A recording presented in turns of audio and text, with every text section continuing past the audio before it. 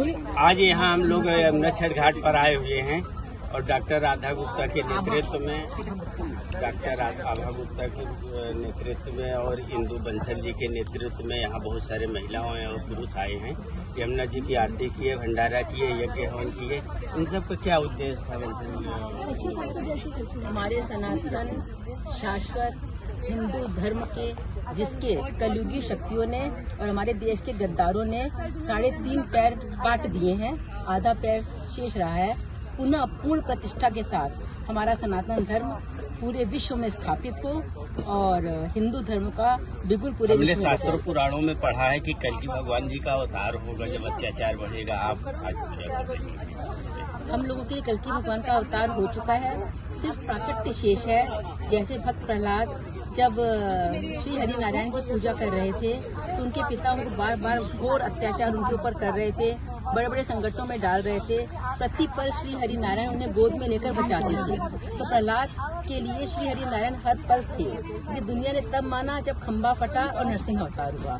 तो हम लोग के लिए भगवान अवतरित हो चुके हैं, पग पग पर हमें रास्ता दे रहे हैं, हमसे अपना काम कर रहे हैं और हमारे भाग्य में स्थापित अटल दुर्भाग्य को पल पल सौभाग्य में बदल रहे हैं। तो हम लोग के लिए आ चुके हैं। ये जो श्रम है उनके प्राकृतिक।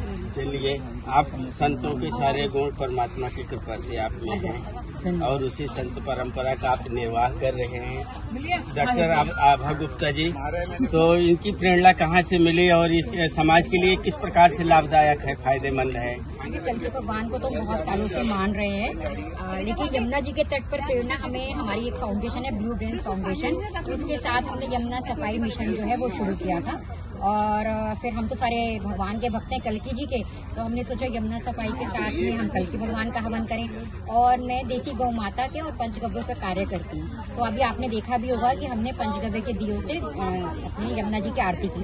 तो ये सब चीजें इससे समाज को क्या फायदा? इसको समाज से यमुना जी की सफाई पूरी दिल्ली, चाहे समाज समझ लीजिए चाहे दिल्ली वासियों को समझ लीजिए। यज्ञ हवन से क्या यज्ञ हवन से जो हमारा पर्यावरण है, आप ये भी जानते होंगे, सब जगह जानते हैं, जो हमारे यज्ञ हवन की तो ये जो धुआं उठ रहा है ये हमारे पर्यावरण को साफ करता है। हमारी जो जितनी भी हम कहते हैं ना टॉक्सिक्स फैले हुए हैं, आम भाषा में माना जाए कि ये सारे जो प्रकृति के जो सारे देवी देवता है उनकी कृपा मिलेगी, बिल्कुल मिलेगी प्रकृति। अब आप देखिए, हम कहते हैं ना कोरोना आया, कल की भगवान को क्या कहते हैं, पंच महाभूतों को वो साफ करेंगे। तो कोविड आया, उसने पंच महाभूतों को बिल्कुल साफ कर दिया, जल, वायु, पृथ्वी, आकाश सबको साफ कर दिया। और हम तो कहते हैं कि कल की भगवान दुष्टों का संहार करेंगे। तो ये सारी भी तो दुष्टी थे जो हमारी पृथ्वी को और जल आकाश को दूषित कर रहे थे। आप किस नाम से मैडम? मेरा मेघना गोयल है। और मैं आपके इस प्रश्न का उत्तर खुद ही देना चाहूंगी। आप जो बोल रहे हैं कि समाज को कैसे फायदा होगा, आप समाज को क्या फायदा चाहते हैं, आप बताइए। समाज में क्या इस समय चाहे जो भी कार्य हो समाज के फायदे के लिए होता है, इसलिए हमने समाज में इस समय रुग्णता है। रुग्णता मतलब सब कुछ है फिर भी डिप्रेशन में जा रहे हैं, बहुत अच्छे पैकेजेस ले रहे हैं फिर भी डिप्रेशन में है। माँ बाप अपने बच्चों को अपने से दूर भेज के खुश हैं। तो ये जो हवन है ना, हमारे सनातन धर्म की उन दैवीय परंपराओं, उन दैवीय शक्तियों से हमें जोड़ता है जो हमें अपने जीवन में संपूर्णता देती है। और जो अपने जीवन में संपूर्ण है वो कभी डिप्रेशन में नहीं जा सकता, वो कभी रुग्ण नहीं। पहली बार आई है कि इसके पहले भी जुड़े थे? हम लोग तो पहले से जुड़े हैं, हमें बचपन से जुड़े हैं।